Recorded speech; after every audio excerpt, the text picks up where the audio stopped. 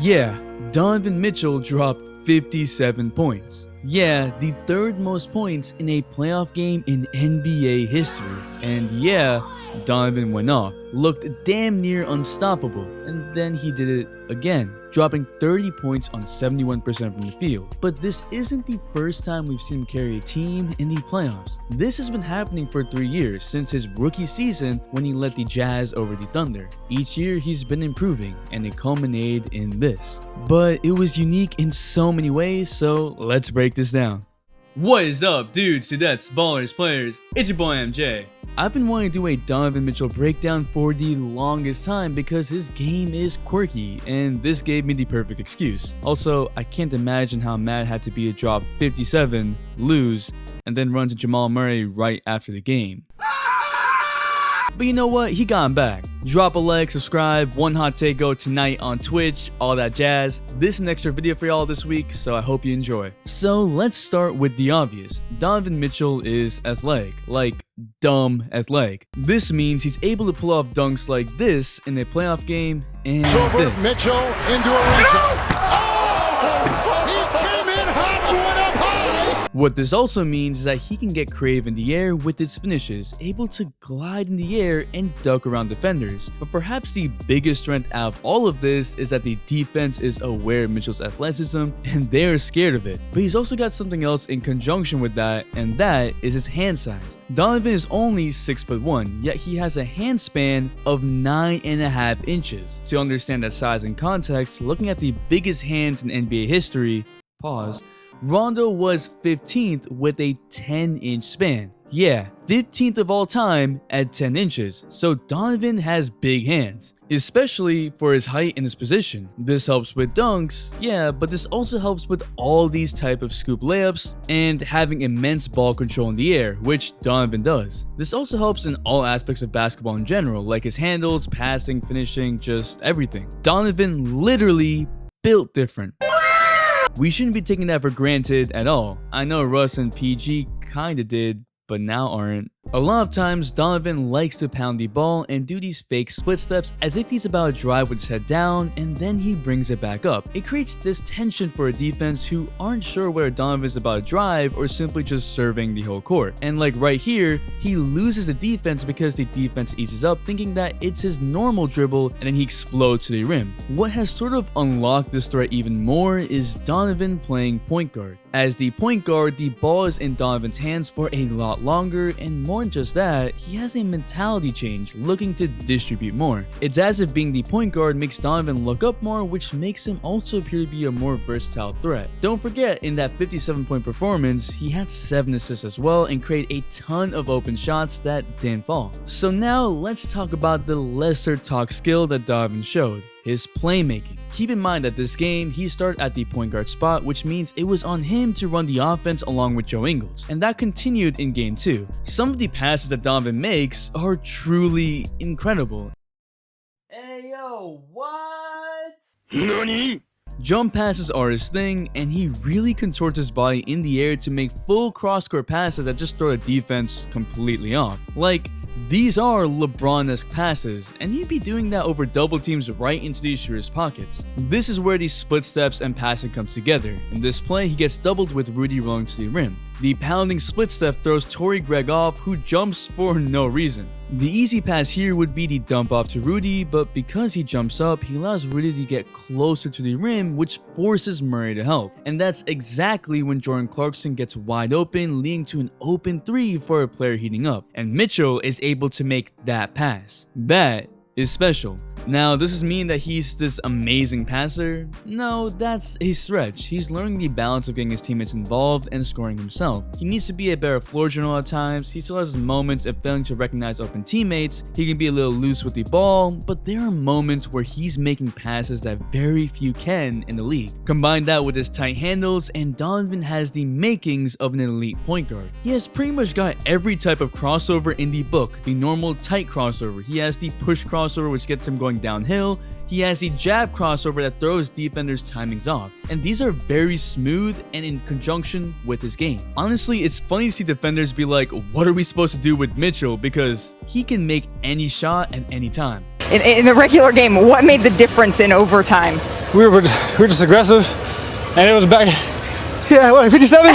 He did, damn, sir. D. That leads to certain jump shots. This athleticism also allows him to do something pretty useful with his jump shot, and that is to jump with his feet in very different positions, and then square up in the air on his way up. He has a very strong follow through, and so it's a pretty consistent shot. This allows him to shoot out of rhythm, but still be in rhythm. One application of that is a skip step into a jump shot, which is great since defenses will go under screens or drop at the threat of the Donovan Mitchell drive, like right here. It's also why his right foot sways into the kickout. Because Mitchell's right foot isn't always in the same spot, he sometimes twists in the air, which squares him up, and then he gets a shot. This attribute lets him shoot in a variety of situations based on a read rather than a predetermined move. It's actually similar to what Paul George does, and I'm not talking about pandemic P, I'm talking about regular season Paul George, because pandemic P be different. It's different from a hop into a three like this, which is still effective. This is a variation, a jab into a shot, which is way more difficult. To then rise up as high as Donovan does,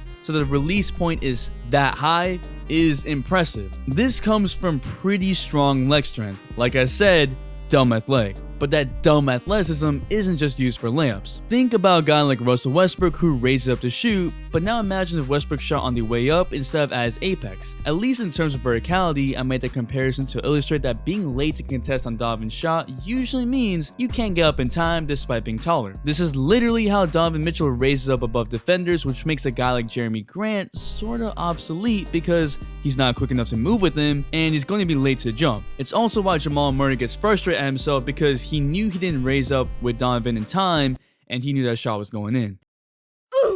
And Mitchell ain't afraid of taking mid-ranges. His jump shot actually lends itself to mid-ranges anyway, which means the defense has no break anywhere on the court. This strong leg strength has been carrying over to these step backs that he's been taking, since that creates a lot of separation off of straight force. Now Mitchell does the typical drive and kick offense. His decision making has been getting better and better. Mitchell also does these one-hand passes right off the dribble, which is quick and usually catches the defense off guard, taking advantage of his hand size and also just his quick reflexes, especially because he continues to move forward as the pass is made without stopping the drive. These are tools to use in a pinch that work in combinations with his strengths, like his push crossover. Now, is there stuff the Jazz offense does as a whole that helps everyone, including Donovan? Hell yeah, but Donovan has been carrying and been taking the next step. He's been making subtle changes and improvements each year and is starting to come together even more. So let's give Donovan Mitchell the proper due respect, because I feel like the media isn't talking enough about him.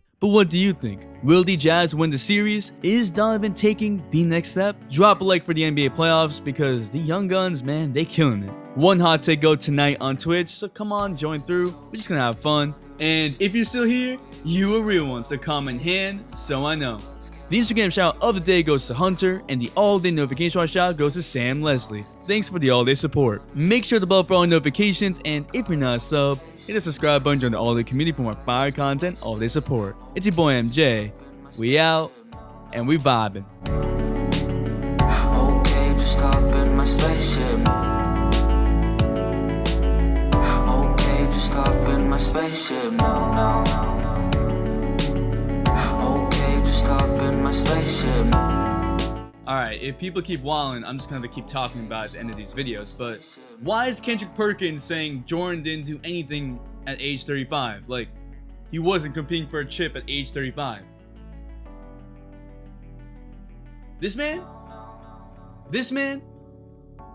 at age 35, Jordan won MVP. He won Finals MVP, meaning he won the chip, with an injured Scottie Pippen who was dealing with a lot of back issues. Like, at one point, Scottie couldn't walk properly. He would say, "Yeah, Jordan, you gotta do it for me." We're talking about 1998, right? When he was first team All Defense, first team All NBA, at age 35. He went from 34 in the beginning of the season, turned 35 in February. What you were talking about, Perkins? Like, yes, LeBron is doing amazing things at age 35. Let's not take that away from him. Yes. But why we gotta put down Jordan to boost up LeBron? Both of them are doing great things at age 35. Like, I don't get why we gotta hurt Jordan for that. Jordan did his thing. He won chip. He won the chip at age 35. I don't understand how you're not going to fact check that. And why did no one bring that up when they were talking about it? Why did the other guy go like, yeah, Jordan was at home? No, he sent everyone home. No, LeBron, Jordan doing amazing things at age 35. Let's just respect greatness and appreciate greatness, all right? All right, we out and we vibing.